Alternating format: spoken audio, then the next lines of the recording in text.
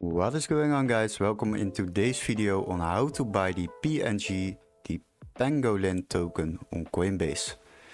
For the first step, you will need a Coinbase account. If you don't have one yet, then you can simply sign up through the link in the description and get 10 euros of Bitcoin for free. For the next step, we will need to log into our account. If you have done that, you will arrive at this homepage. And for the next step, we will need to click on the search bar and type in PNG. And there you will see the Pangolin token.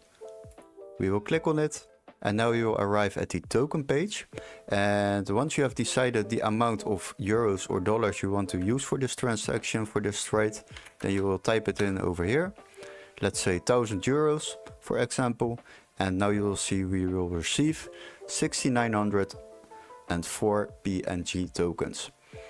After that, you can select your preferred payment method. Just click on it and you can change it to whatever you want. For now, I will leave it on this. And for the next step, we will need to review our order.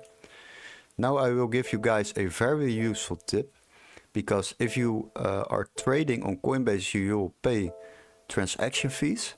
If you don't want to pay these fees, then you can use the Coinbase One subscription and you will save yourself the transaction fee on every trade.